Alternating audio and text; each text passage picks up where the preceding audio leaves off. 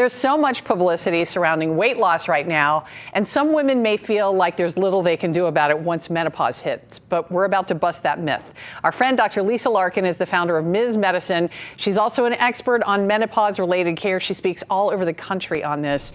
So we're going to get the 411. It's good to see you, Lisa. Good morning, Sheila. So weight gain is a big complaint you get with patients who are getting into menopause age. First of all, what are the ages that it typically hits? Right, so midlife is when, after starting to have hot flashes and other menopause symptoms. Is it like 40s, 50s? Number one thing that women complain about starting around 40, mid-40s is weight gain. And the reality is it's real. What's happening is a combination of just natural aging and then the hormonal changes associated with menopause, often decreased activity and change in diet. All of those things taken together, women on average gain close to 1 pound a year in those 10 years around that perimenopause to menopause transition. And it's largely abdominal weight. Yeah, and that women belly fat, really right? complain about this. This is really, really a physiologic change that's happening.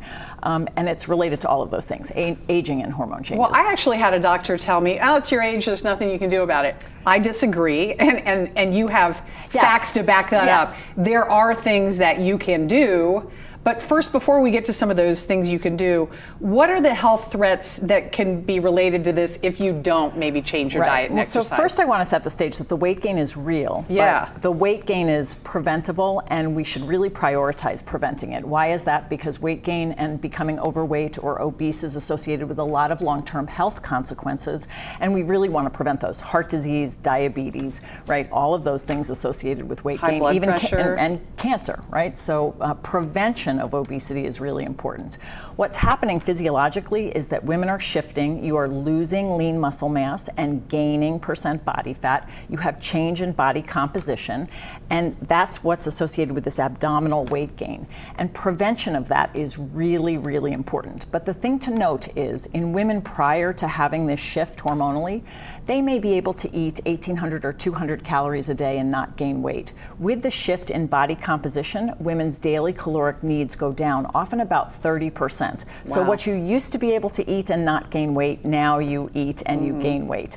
And so it's really important to be very mindful about what you're eating, the quality of food you're eating, avoiding alcohol for all of those reasons that we've talked about before. And then again, exercise is critical. So what type of diet and what type of exercise are best? So overall, the diet that I really promote with patients is a healthy diet, a Mediterranean type diet, right? So it's shifting to less animal protein, more plant-based protein, lots of leafy green vegetables, a very colorful diet.